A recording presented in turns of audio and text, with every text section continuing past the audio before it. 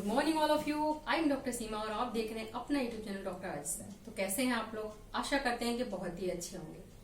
तो चलिए शुरू करते हैं आज की क्लास। उससे पहले देखते हैं मोटिवेशनल कोट। जब आंखों में अरमान लिया, जब आंखों में अरमान लिया, मंजिल को अपना मान लिया, अब आसान क्या और मुश्किल क्या, जब ठान लिया तो ठान लिया। जी हाँ, तो चलिए शुरू करते हैं आज की क्लास। और आज की क्लास में हम देखने वाले हैं अमेरिकन ज्योग्राफर। यदि आप लोग फर्स्ट टाइम हमारे चैनल पर विजिट कर रहे हैं तो आप हमारे चैनल को सब्सक्राइब करना ना भूलें, क्योंकि आपको आने वाले एग्जाम में काफी हेल्प मिलेगी यदि आप ज्योग्राफी से रिलेटेड हैं और या फिर मैथमेटिक्स से। और आप प्लेलिस्ट में जाकर देख सकते हैं, ज्योग्राफिकल थॉट है, इंडियन ज्योग्राफी है, या फिर नेट से संबंधित कोई भी जानकारी है, वो भी आपको हमारे चैनल पर उपलब्ध मिलेगी। तो चलिए शुरू करते हैं आज की क्लास। जैसा कि आप देख पा रहे होंगे, अमेरिकी भूगोलवेत्ता। अमेरिकी भूगोलवेत्ताओं में देखा जाए तो एलन चर्चिल सैमुअल, जो कि एक निश्चयवादी हैं, और इनके बारे में हम विस्तार से चर्चा करेंगे। नेक्स्ट है आपका ईसा बोमेन, कार्ल सावर, एल्सवर्थ हंटिंगटन, या फिर सेलिसबरी है, मॉरिस डेविस हैं, और इनके अलावा है मार्क जेफरसन, हिटलसी है, हार्ट शोन है, कार्ल सावर हैं, अर्नल्ड गुयोट हैं। तो इन सभी के बारे में हम चर्चा करेंगे। तो जो फर्स्ट नाम है वो है चर्चिल सैमुअल का। तो देखते हैं कि सैमुअल ने किस प्रकार से भूगोल के क्षेत्र में अपना क्या क्या योगदान दिया है, और इनकी जो रचनाएं हैं उनसे अक्सर क्वेश्चन पूछा जाता रहा है।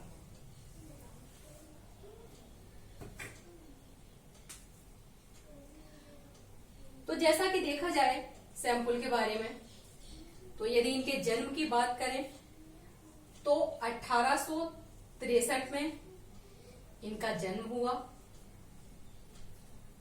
और मृत्यु की बात करें तो 1932 में इनकी मृत्यु हुई। देखा जाए तो ये रेटजेल महोदय की शिष्या हैं। रेटजेल की शिष्या हैं।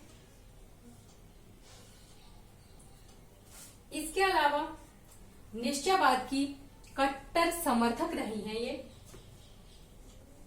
निश्चयवाद या फिर नियतिवाद,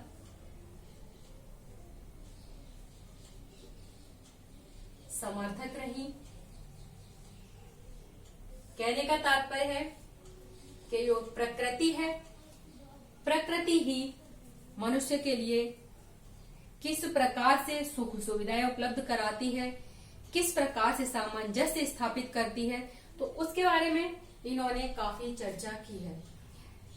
नेक्स्ट यदि बात करें, भाषा को लेकर बात करें, तो इनकी जो भाषा है तो ये अमेरिकी भूगोलवेत्ता, लेकिन जो भाषा की बात करते हैं तो जर्मन और अंग्रेजी दोनों भाषाओं पर इनका अधिकार, यानी कि दोनों भाषाओं में ये पारंगत रही हैं, जर्मन और अंग्रेजी भाषा में पारंगत। ठीक है। इसके अलावा यदि इनकी रचनाओं के विषय में बात करें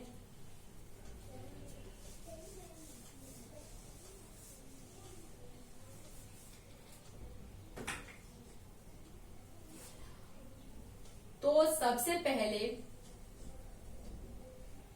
American history and it's geographical condition,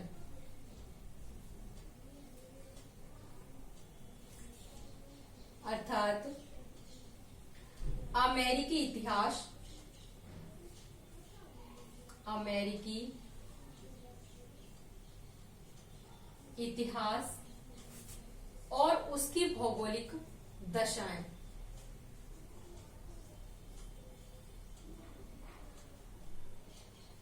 भौगोलिक दशाएं कहने का तात्पर्य है कि जो भी इनकी रचनाएं हैं उनको आप इंग्लिश और हिंदी दोनों में ही देखें, क्योंकि कहीं कहीं तो इंग्लिश में पूछा जा रहा है और कहीं हिंदी में पूछा जा रहा है। नेक्स्ट यदि देखें इनकी जो रचना है, कभी कभी क्या होता है कि जो रचनाएं हैं वो कब दी गई हैं उनकी डेट भी पूछी जाती है। तो यदि हम डेट की बात करें तो ये है 1903। नेक्स्ट सेकंड है इनकी जो दूसरी पुस्तक है 1911 में इन्फ्लुएंस ऑफ जियोग्राफिकल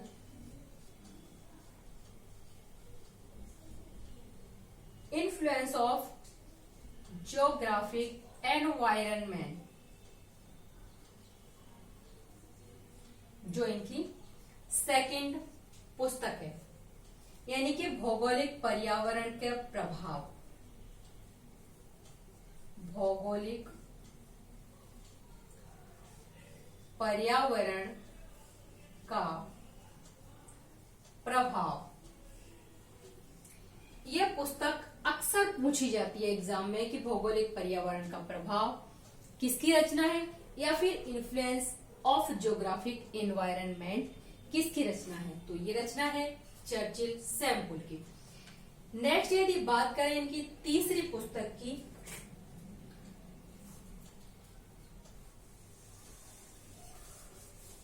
तो तीसरी पुस्तक है इनकी geography of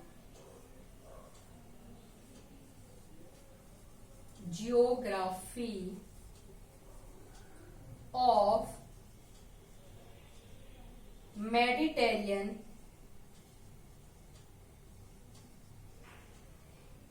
reason,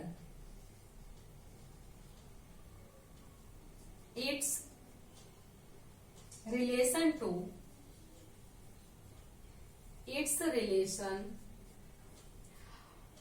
ancient history,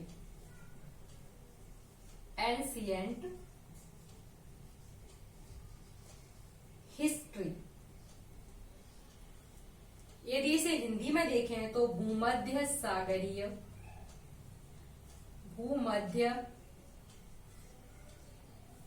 सागरीय प्रदेशों का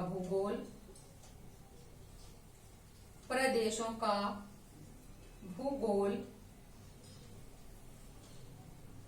इसका प्राचीन इतिहास से संबंध, इसका प्राचीन इतिहास से संबंध। यह है इनकी तीसरी पुस्तक। इसके अलावा देखें यदि इसकी डेट की बात करें तो ये 1931। कभी कभी मिलान करने के लिए, जैसे कि यूपीएचईएससी हुआ या फिर आरपीएससी हुआ या फिर नेट एग्जाम हुआ, तो इस तरह से भी क्वेश्चन बनता है।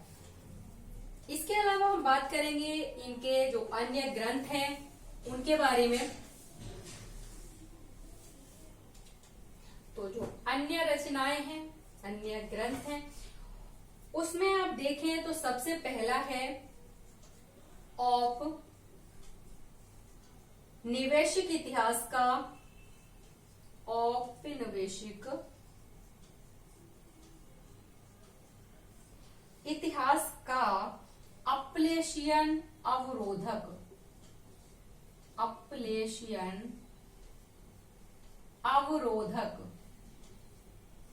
और इसकी बात करें यदि तो ये है 1893, है ना। नेक्स्ट सेकंड जो है वो है पूर्वी केंटुकी उच्च प्रदेश के निवासी, उच्च प्रदेश के निवासी, और ये है 1901 में। नेक्स्ट हम बात करेंगे थर्ड, भूमध्य सागरीय बेसिन की, भूमध्य सागरीय बेसिन की अवरोधक सीमा, अवरोधक सीमा एवं उसकी उत्तरी घातक दरारें, घातक दरारें, और ये दी थी इन्होंने 1915 में। नेक्स्ट और लास्ट है प्राचीन भूमध्य सागरीय प्रदेश के अंतरिक्ष, भूमध्य सागरीय प्रदेश के अंतरिक्ष, और ये इन्होंने दी है 1927 में। तो 4 इनकी अन्य रचनाएं हैं। क्वेश्चन यहां से भी बन सकता है, जैसे कि यूपीएचईएससी या फिर नेट एग्जाम में क्वेश्चन यहां से बनने की उम्मीद काफी हद तक रहती है।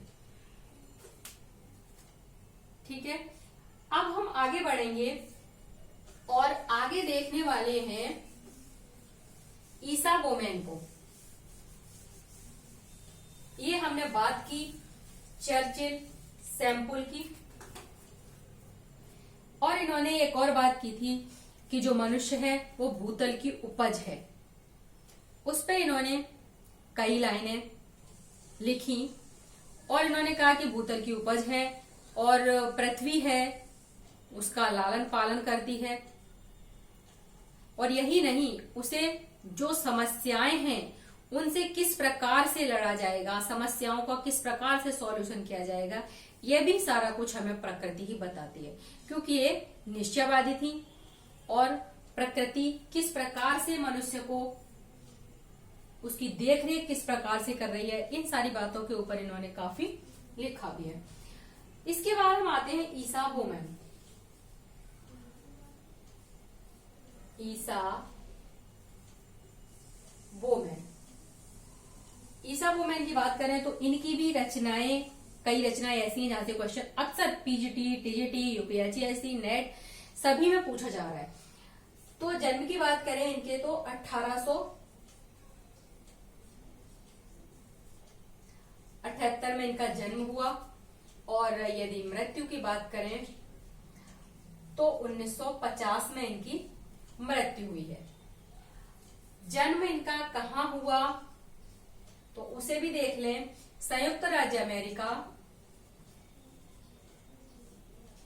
संयुक्त राज्य अमेरिका के मिशिगन नगर में इनका जन्म हुआ। मिशिगन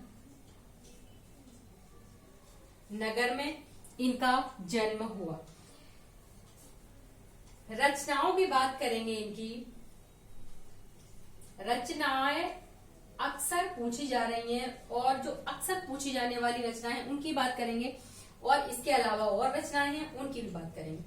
तो सबसे पहला इन्होंने दिया फॉरेस्ट फिजियोग्राफी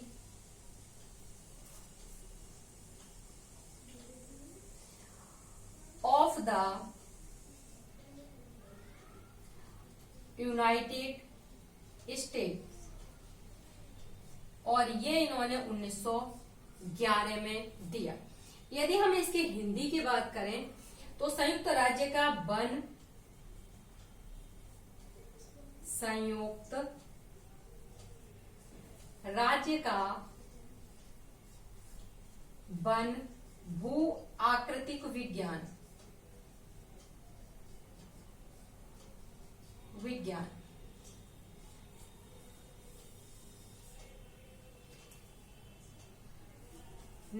इनकी अगर सेकंड रचना की बात करें तो वो है the Andes of southern Peru, और ये इन्होंने दी थी 1916 में। द पेरू का एंडीज, यदि इसकी बात करेंगे आप हिंदी में तो द पेरू का एंडीज।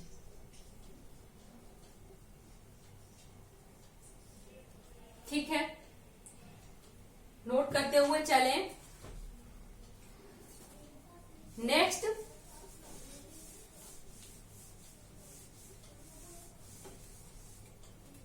जो रचना है इनकी एक नया संसार।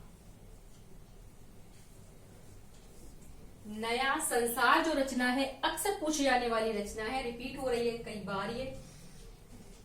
नया संसार राजनीतिक भूगोल में समस्याएं, राजनीतिक भूगोल में समस्याएं। ठीक है, यदि इसकी इंग्लिश की हम बात करें तो इंग्लिश में भी नोट करें।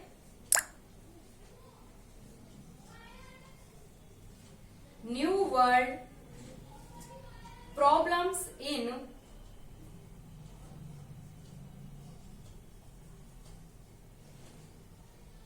Political geography. Political geography,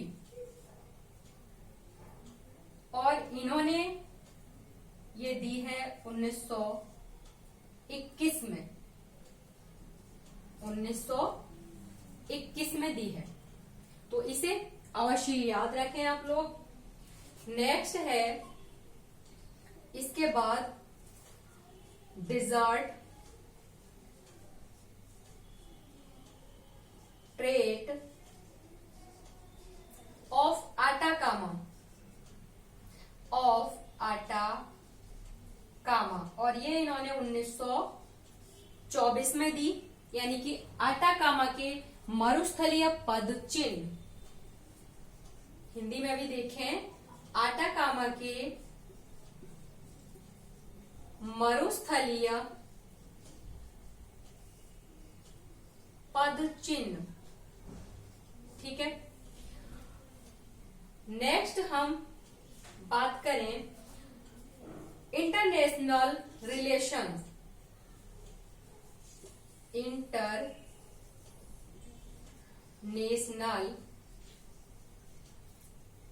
relation, और इंटरनेशनल रिलेशन यानी कि अंतरराष्ट्रीय संबंध, ये है 1930 में। अंतरराष्ट्रीय संबंध। ठीक है, इसके अलावा इनकी एक दो और मेन रचनाएं हैं, जैसा कि द पायनियर फ्रिंज या पुरोगामी उपांत। मोस्ट इंपोर्टेंट इनकी रचना है ये, और ये दी कब थी? 1931 में। ठीक है, इसके अलावा एक है लिमिट्स ऑफ लैंड सेटलमेंट, और ये इन्होंने 1937 में दी थी, यानी कि भूमि अधिवास की सीमाएं। भूमि अधिवास की सीमाएं। ठीक है, तो इस प्रकार से नोट करते हुए चले आप लोग। अमेरिकी भूगोलवेत्ता हैं, उनमें आपने देखा कि चर्चिल सैंपल ने कौन कौन सी रचनाएं दी हैं और जो अक्सर एग्जाम में पूछी जा रही हैं। तो ये हमें पता होना चाहिए कि कौन सी रचनाएं किसने दी है। उसके अलावा अमेरिकी भूगोलवेत्ता कौन कौन से हैं, तो इस प्रकार से भी अक्सर क्वेश्चन पूछा जाता रहा है। यानी कि ऑप्शन दे देगा आपको, 3 अदर्स दे देगा, 1 अमेरिकी दे देगा, पूछ लेगा कि अमेरिकी भूगोलवेत्ता कौन है। यहाँ पर कंफ्यूजन इतना रहता है कि जैसे कि सैंपल है, तो सैंपल जो उनकी भाषा है वो जर्मन है, लेकिन वो है अमेरिकी भूगोलवेत्ताओं में। तो इस प्रकार से आप देख सकते हैं। तो आज की क्लास में बस इतना ही। मिलते हैं नेक्स्ट क्लास में। तब तक के लिए नमस्कार, धन्यवाद, जय हिंद।